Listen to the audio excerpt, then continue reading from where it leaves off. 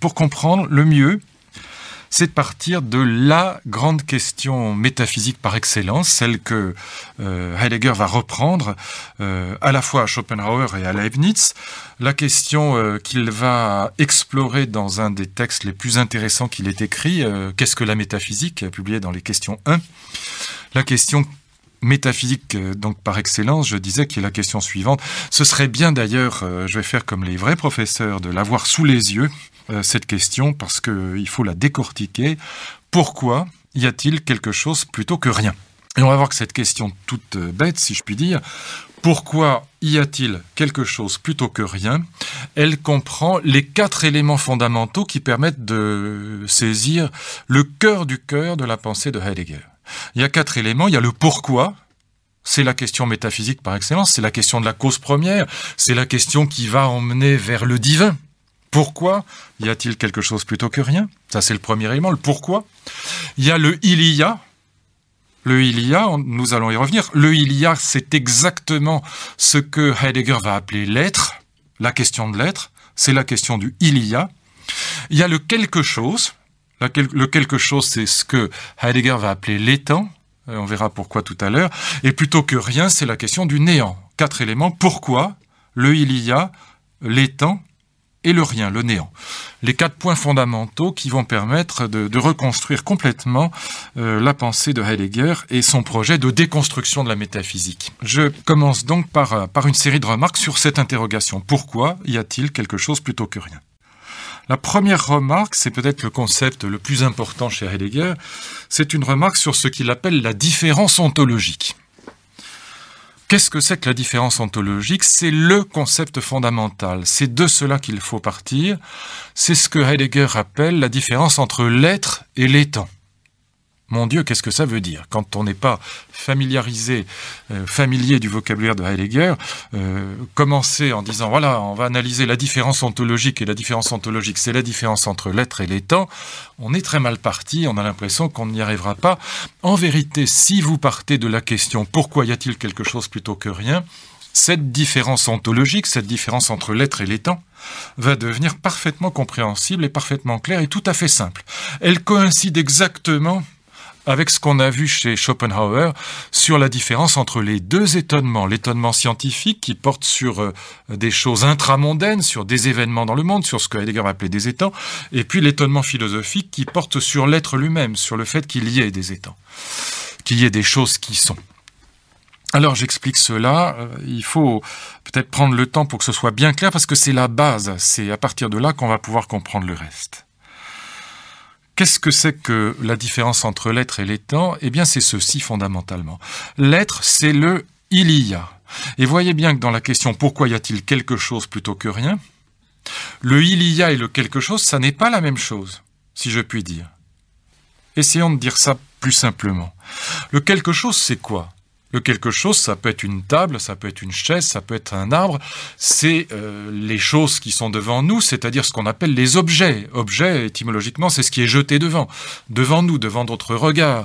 Eh bien, les choses qui sont là, Heidegger les appelle les étangs, parce que leur point commun à toutes ces choses qui sont devant nous, que ce soit une table, une chaise, un arbre, un éléphant ou ce que vous voudrez, eh bien c'est que ce sont des choses qui sont, ce sont des étangs. Ces choses-là, elles sont étantes. C'est leur point commun fondamental entre toutes celles qui sont devant nous, quelles qu'elles soient, elles sont des étangs.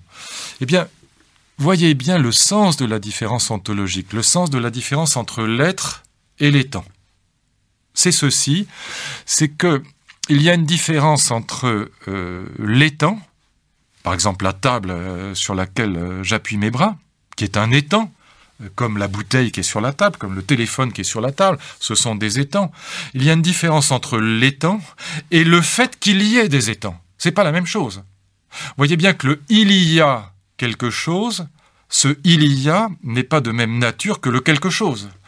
Ça n'est pas la même interrogation qui est derrière.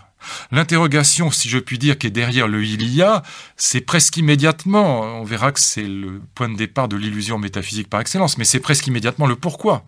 En tout cas, le fait qu'il y ait quelque chose n'est pas identique au quelque chose lui-même. Le fait qu'il y ait là une table, ça n'est pas la même chose que la table. Et c'est cela que Heidegger appelle la différence ontologique. C'est-à-dire la différence entre l'être et les temps. L'être, c'est le « il y a », c'est le fait qu'il y ait des choses, hein, et les temps, ce sont les choses elles-mêmes, en tant qu'elles sont.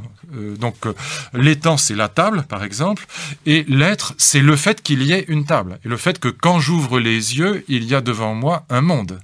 Donc il y a un monde devant moi, il y a une table sous mes coudes, eh bien ce il y a fait évidemment problème. D'où ça vient? Pourquoi? Est-ce que ça a été créé par un dieu? Est-ce que c'est là comme ça? Est-ce que c'est mystérieux? Est-ce que c'est contingent? Est-ce que c'est nécessaire? 1000 interrogations métaphysiques vont s'enraciner dans le fait qu'il y ait un monde, qu'il y ait des étangs, qu'il y ait des choses qui ne sont pas de même nature, ces interrogations, que les interrogations sur les choses elles-mêmes, sur leur composition chimique, sur leur fonctionnement, sur leur nature intrinsèque, etc. La différence ontologique, c'est donc la différence entre le fait qu'il y ait des choses et les choses elles-mêmes. C'est donc la différence entre l'il y a quelque chose. Dans notre question, pourquoi y a-t-il quelque chose plutôt que rien? L'être est du côté du y a-t-il et l'étant est du côté du quelque chose. Et ça s'appelle la différence ontologique. On va voir tout de suite ce que ça signifie au fond. Et on ne va pas en rester simplement à des définitions de vocabulaire formel, mais on va rentrer dans les interrogations qui sont cachées derrière le il y a d'un côté et le quelque chose de l'autre. Derrière, pour employer le vocabulaire de Heidegger, ça vous sera utile pour le lire, derrière ce que Heidegger appelle la présence, j'ai devant moi la présence d'une table, ça c'est l'étant présent sous mes yeux, et puis la venue en présence. La venue en présence, ce que les Grecs appelaient physis, la venue en présence, c'est justement le fait que quelque chose soit devenu devant moi, si je puis dire, soit venu devant moi. Mais d'où ça vient? Grande question. Et donc, il y a une différence entre la présence et la venue en présence, entre l'étant et l'être, entre le quelque chose et le il y a quelque chose. Voilà le cœur du cœur de la différence ontologique. Ça paraît formel, on va voir que ça ne l'est pas. Derrière, il y a des champs d'interrogation absolument gigantesques qui correspondent vraiment à des activités intellectuelles complètement différentes. Eh bien, regardons-les maintenant pour donner de la chair, comme aurait dit Merleau-Ponty, à cette distinction fondamentale entre l'être et l'étant, entre le il y a et le quelque chose, donc à cette différence ontologique, entre donc la présence et la venue en présence. Eh bien, il y a immédiatement deux questions complètement différentes qui vont se poser selon qu'on considère le quelque chose ou que l'on considère le il y a, c'est-à-dire le fait qu'il y ait des étangs, selon qu'on considère l'étant ou qu'on considère l'être. Imaginons qu'on ne s'intéresse qu'à l'étant, qu'à la chose qui est devant nous. Eh bien, c'est ce que Heidegger va considérer comme étant l'activité de la science par excellence. Et non pas l'activité philosophique, mais l'activité scientifique par excellence. C'est la sphère que Heidegger désigne comme la sphère de l'ontique. Ontique, ça veut simplement dire la sphère qui s'occupe de l'étant. C'est le terme grec pour désigner la sphère qui s'occupe de l'étant. En effet, en quoi consiste l'interrogation scientifique? L'interrogation scientifique, elle porte exclusivement sur le quelque chose, pas sur le fait qu'il y ait des choses. Prenons un exemple pour être clair, parce que on peut en discuter, mais disons en première approximation, c'est évidemment juste, même si on peut après peut-être discuter plus loin et se demander si par moment la science ne devient pas forcément philosophique. Mais prenons d'abord les choses simplement. Imaginons dans un laboratoire scientifique, eh bien, un chimiste, un biologiste auquel on demande de faire une analyse de sang. Il a devant lui une petite pipette dans laquelle, un petit tube en verre, dans lequel il y a du sang. Qu'est-ce qu'on demande aux scientifiques? On demande d'analyser le sang. Qu'est-ce qu'il va faire? Il va analyser cet étang, cette chose, cet objet, qu'est le sang qu'il a devant lui. Et qu'est-ce qu'il va faire? Eh bien, il va mettre des réactifs, il va prendre son microscope. Qu'est-ce qu'il va regarder? Il va regarder si dedans il y a des microbes, s'il y a des bactéries, si le nombre de globules est le bon, si la numération globulaire est la bonne. Il va donc analyser ce quelque chose qui est le tube de sang, qui est le sang qui est devant lui, il va l'analyser en restant, si je puis dire, à l'intérieur de l'étang, à l'intérieur du quelque chose. Mais le rôle de ce laborantin, de ce chimiste, c'est pas de se demander, interrogation métaphysique, d'où vient le tube de sang que j'ai devant moi. C'est pas son sujet. Ce qu'on lui demande, c'est pas ça. C'est pas de s'interroger sur le il y a un tube de sang devant moi, c'est d'analyser le sang qui est dans le tube, point final. Et donc, en tant que scientifique, ce qu'on va lui demander, c'est d'analyser l'étang en tant qu'étang. On va lui demander d'analyser le quelque chose qui est devant lui, un peu comme les experts à Miami, quand ils ont un truc à analyser, un objet à analyser, je dis volontairement un truc parce que ça peut être un objet, une chose, un étang, ça revient fondamentalement au même, eh bien, ils vont essayer de regarder la composition chimique, ils vont regarder comment ça fonctionne, comment ça marche, est-ce que c'est en bon état, est-ce que c'est en mauvais état, est-ce que ça a été abîmé ou pas, etc. On reste là à l'intérieur de l'étang, on est dans la sphère donc de l'ontique. Et pour l'essentiel, l'activité scientifique, elle consiste à voir en quoi l'étang est composé, de quoi il est fait, et puis comment il marche. Encore une fois, le scientifique dans son laboratoire, il se demande pas d'où viennent les souris. C'est pas son sujet. Il va ouvrir le ventre de la souris, puis il va regarder comment ça marche, comment ça fonctionne. Est-ce qu'elle est en bon état? Est-ce qu'elle est, au contraire, affectée d'une maladie? Que sais-je? Il va se poser un certain nombre d'interrogations sur la souris, mais la grande question pour lui, c'est pas pourquoi y a-t-il des souris plutôt que rien. C'est de comprendre comment ça marche une souris. Et du coup, évidemment, il va plutôt lui ouvrir le ventre et regarder comment ça fonctionne à l'intérieur avec un microscope en faisant des analyses que de se poser une grande interrogation métaphysique sur l'origine de la souris. Alors évidemment, ça peut être plus compliqué parce qu'un biologiste peut aussi s'interroger sur l'origine de la vie. Un astrophysicien s'interroger sur l'origine du monde. Mais disons que, primairement, en tant que scientifique, il s'interroge d'abord sur comment c'est fait, comment ça marche. Et on est là donc dans la sphère de l'étang, et non pas dans la sphère de l'être, on est dans la sphère de la science, et non pas dans la sphère de la philosophie. Le deuxième niveau d'interrogation par rapport à la question « Pourquoi y a-t-il quelque chose plutôt que rien ?» Vous voyez, le premier niveau, il est au niveau du quelque chose. C'est la science. La science, elle décortique le quelque chose. Deuxième niveau d'interrogation, ce que Heidegger va appeler l'ontologie fondamentale. L'ontologie fondamentale, c'est sa philosophie. Au début, c'est comme ça qu'il appelle sa propre philosophie. Au moment où il écrit son grand livre, Sein und Zeit, Être et temps, eh bien, il appelle sa propre philosophie, en tout cas le cœur du cœur de sa philosophie, c'est l'ontologie fondamentale. Qu'est-ce que ça veut dire l'ontologie fondamentale? C'est l'interrogation sur l'être. Non pas décortiquer le quelque chose, non pas décortiquer l'étang, comme un scientifique le fait, mais s'interroger sur le il y a. Qu'est-ce que c'est que ce il y a? Qu'est-ce que c'est que ce mystère de l'être? C'est l'étonnement philosophique de Schopenhauer. Qu'est-ce que c'est que cet être qui est devant nous? Pourquoi y a-t-il un monde? Alors pourquoi? J'ai dit le mot qu'il ne fallait pas dire. Pourquoi? C'est déjà chercher une causalité métaphysique. On est déjà sorti, on va voir dans un instant comment et pourquoi, de l'ontologie fondamentale. L'ontologie fondamentale, c'est l'interrogation donc sur le il y a avant même qu'on pose la question du pourquoi. C'est l'interrogation qui est sensible au mystère de l'être. C'est l'interrogation qui gît dans le célébrissime vers de Rimbaud, que cite d'ailleurs Heidegger, « La rose est sans pourquoi », justement. Et que veut dire Rimbaud quand il dit que la rose est sans pourquoi? Eh bien, il veut dire qu'il y a un mystère de l'être, il y a un mystère du fait qu'il y ait des étangs. Quand Rimbaud dit la rose est sans pourquoi, il n'est pas dans la logique du scientifique qui s'interroge sur la composition chimique des pétales de rose ou sur les raisons pour lesquelles la rosée, les gouttes de rosée ne pénètrent pas les pétales mais roulent sur eux, par exemple. Quand il dit la rose est sans pourquoi, il veut dire par là qu'il y a un mystère, il y a un étonnement philosophique devant le fait même qu'il y ait des roses, le fait même qu'il y ait des étangs, qu'il y ait quelque chose comme une fleur. Il y a quelque chose d'étonnant dans ce « il y a une rose ». Et ce « il y a une rose », cette interrogation sur le « il y a », c'est l'ontologie fondamentale. Pourquoi? Parce que l'ontologie fondamentale, elle va s'interroger sur l'être humain, non pas, on verra ce que ça veut dire tout à l'heure comme sujet métaphysique, mais l'être humain comme ce que Heidegger appelle le Dasein. Étymologiquement, ça veut dire, littéralement, ça veut dire le « là » de l'être, c'est-à-dire l'être humain est celui pour lequel il y a des étangs. C'est l'être pour lequel il y a justement un monde, l'être pour lequel il y a une rose. Eh bien, on va s'interroger sur cet être, sur ce Dasein, c'est ce que Heidegger appellera l'analytique de la finitude, très proche de Kant. On va s'interroger sur cet être pour lequel il y a un monde, pour cet être qui est étonné qu'il y ait en face de lui un monde. On est là dans une interrogation qui est complètement différente de l'interrogation scientifique. On ne cherche pas à analyser la rose, on s'interroge sur la présence même de la rose, sur sa venue en présence. On est là, donc, en allemand, ça s'appelle Es gibt. Es gibt, ça veut dire, évidemment, ça se traduit par il y a. Es gibt, ça veut dire il y a. Hein. Es gibt eine Rose, ça veut dire il y a une rose. Mais étymologiquement, en allemand, ça veut dire es, ça veut dire cela, et gibt, geben, ça veut dire donner. Cela donne.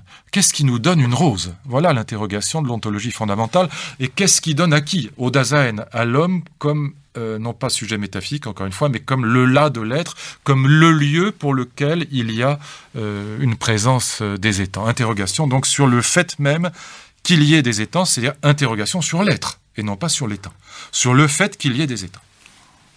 Troisième interrogation possible. Là, on passe au niveau du pourquoi. Tout de suite.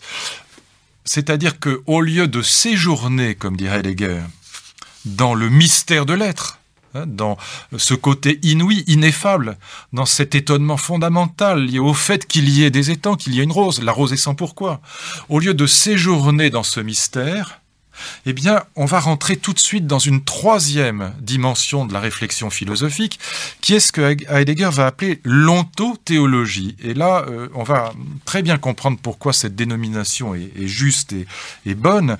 Qu'est-ce que c'est que l'ontothéologie?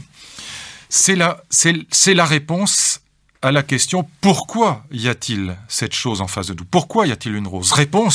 Réponse par une théologie, justement. Pourquoi y a-t-il de l'étang? Ontos, c'est l'étang. Pourquoi y a-t-il une rose? Pourquoi y a-t-il un étang devant nous? Réponse, parce qu'un Dieu l'a créé. Voilà la réponse fondamentale de la théologie, de la métaphysique, de la religion. C'est donc ce que Heidegger va nommer l'ontothéologie, c'est-à-dire qu'on va immédiatement chercher à réduire le mystère du il y a. On va cesser de dire comme Rimbaud, la rose est sans pourquoi. Non, il y a une explication. L'explication, c'est par exemple le fait qu'un Dieu a créé le monde. Et ça explique la présence du monde devant nous, parce qu'un Dieu l'a créé. Dieu a créé la rose, il a créé les humains pour lesquels il y a une rose, et donc on explique l'existence des étangs, ontos, hein, on explique l'existence de l'étang, la rose en l'occurrence, par une théologie, d'où le fait que cette explication porte le nom d'ontothéologie. C'est la structure même de la métaphysique. C'est chez Leibniz qu'elle se voit le mieux. Leibniz dit voilà, pourquoi y a-t-il quelque chose plutôt que rien? Même question, celle que reprend Heidegger, sans changer un mot. Et Leibniz se dit voilà, manifestement, il doit y avoir une raison. Donc on fait tourner, si je puis dire, le principe de raison suffisante, le principe de causalité, si on veut. On le fait tourner, on dit voilà, il doit y avoir une raison pour laquelle il y a une rose. Alors c'est peut-être qu'il y a des rosiers, mais c'est pas une explication définitive et suffisante. Donc on va remonter du rosier à une autre explication intramondaine, et puis encore une autre, et puis on va rentrer dans le régressus à l'infini, dans la régression à l'infini, on cherche toujours une cause supplémentaire, et puis finalement, dit Leibniz, il faut bien remonter à une cause première, à un étant suprême, à un être suprême, comme on l'appelle. Il y a une cause première qui explique finalement le fait que j'ai devant moi une rose, ou une table, ou ce que vous voudrez, un arbre, une chaise, etc. Eh bien, la réponse ultime, c'est qu'un Dieu a créé tout cela qui est devant moi, et cela répond à notre interrogation, pourquoi y a-t-il quelque chose plutôt que rien? Eh bien, parce qu'un Dieu, un être nécessaire, un être suprême, a créé tout cela, et au moment où on répond, c'est ça le point fondamental. Au moment où on répond par la théologie, le mystère disparaît. On a la réponse. Plus d'étonnement. Une réponse à la place d'une question. Voilà pourquoi parfois Heidegger écrit ceci. Il dit « l'être, rien d'étant, une question ». Il ne veut même pas mettre de phrases syntaxiquement cohérentes. L'être égale rien d'étant, égale une question. Eh bien, lorsqu'on répond à la question de l'être, c'est-à-dire la question du il y a, par une cause première, par une théologie, par un être suprême, un étant suprême, la question de l'être disparaît, c'est-à-dire le mystère du il y a disparaît. La réponse théologique élimine le mystère, elle élimine l'étonnement philosophique dont parle Schopenhauer. Cet étonnement philosophique disparaît au profit de deux dimensions qui restent omniprésentes. D'un côté, la science, qui dissèque les étangs, qui les triture pour savoir de quoi ils sont faits et comment ils marchent.